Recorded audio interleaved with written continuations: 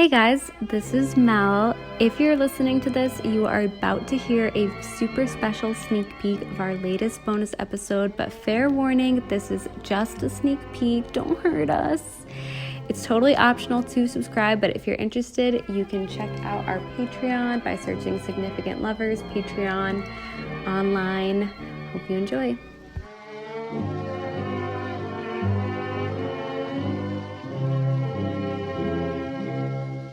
Are you lonesome tonight?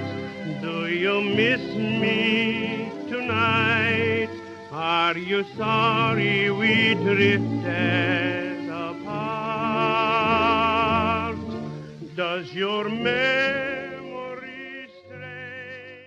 We are talking about today Ted Danson and Whoopi Goldberg. I need to say, I have to say, Brittany, if you're listening, this is for you. My friend Brittany listens to every episode, which is so sweet, and she has requested this couple many times to me. She even sent me a text with like her ideas on it, and then she has brought it up a couple times. So I felt bad that we had never done it, and now we finally are. So I know it's your episode, Kate, but I want to dedicate it to Brittany. Well, I've also been requesting this couple. I remember. Oh, you have? When I wasn't a host, I'd be like, oh, do Whoopi and Ted. Even though I didn't really know much about them. We were like, no. I knew that they dated. Well, you guys just never did. And since I run the YouTube account, I had them in the intro, even though we had never covered them or they weren't even really relevant. They were always in the intro. And now that I'm finally a host, I'm covering them. But Kate, what 3 words would you use to describe this couple today? Yes, so the 3 words I'd use to describe are messy, brief, and then controversial. Oh God. Ooh. Okay. Yeah. I think I know a little bit about why they're controversial, but I have never really looked into them that much, so I'm excited. Yeah.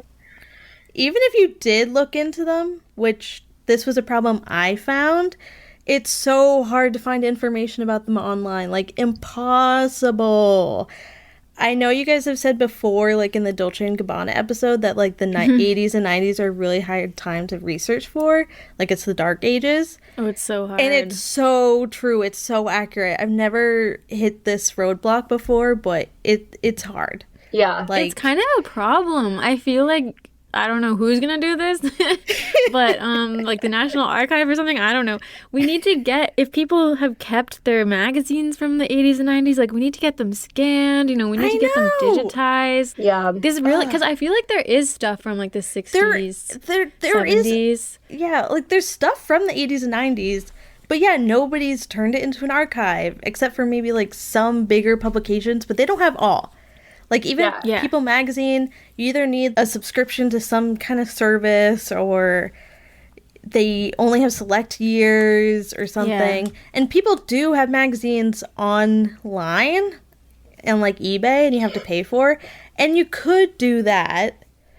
And I tried, and I'll talk about that later. But it's not, like, every single but you need, like, every. And there's some magazines that went out of print, and now you cannot find anything about them. And it's sad. And the reason why the other decades earlier in the 20th century are easier are because it's far enough away that enough people have written books about that time period. There's actually like a lot that's out there. But for some reason, there's it's like we're too close to it for the 80s and 90s. But I feel like while all these people are still alive, for the most part, we need to have people coming out and like talking to primary sources and documenting this information down for history's sake. Yeah, like exactly. Ted Danson, he had a biography written about him, but it's out of print and impossible to get your hands on. Like, I don't think you could find it anywhere. Wow. So the only other option would be to like read his memoir, but he doesn't have a memoir, so that made it really hard. So it's impossible. This is funny the way you worded that. To read his memoir, but he doesn't have one. You could read his memoir if he had one. But I get what you're saying. Like, memoirs are kind of biased, so yeah, but it's giving some information about their life. It's a source. Whoopi, on the other hand, she does have a memoir, multiple of them, in fact, and she has many biographies, but when I read them, I found that they weren't really that helpful for researching the relationship as much as Ted's memoirs and biographies are, which is to say, like, not helpful at all. Because in her books, Whoopi completely glosses over her time with Ted or doesn't mention it at all, and same goes with the biographies about her. They'll mention Ted offhandedly, or if they do dwell on it, it'll be like a paragraph or like a page, and it doesn't really provide that much information. So weird.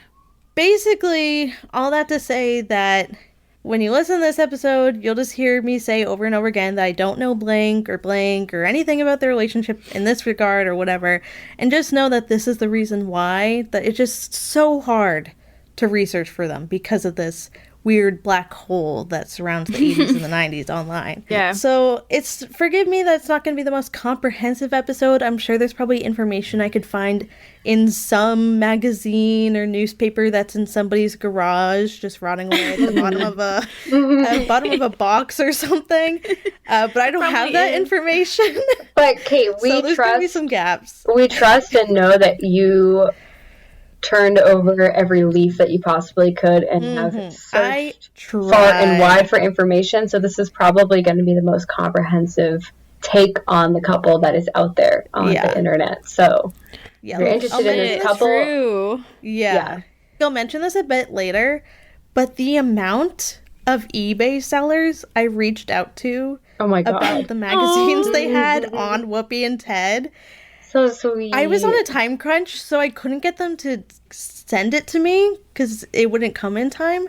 So it's like, I'll pay you X amount of money. I'll pay you however much you want if you just scan it or take a picture and send it to me. Just take a picture of the article, send it to me, anything. And only one of them got back to me and agreed to do it. Only one. Did you pay them? Yes, I did pay that person. How much? That's dedication. It was $5, which isn't that much.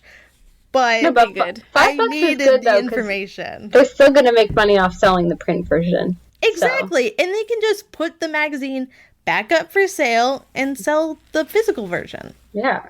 I didn't know why no one else was hopping on this opportunity, but nobody wants to make money on eBay, I guess. I don't know. Wow, anyway. I really appreciate your dedication. Yes.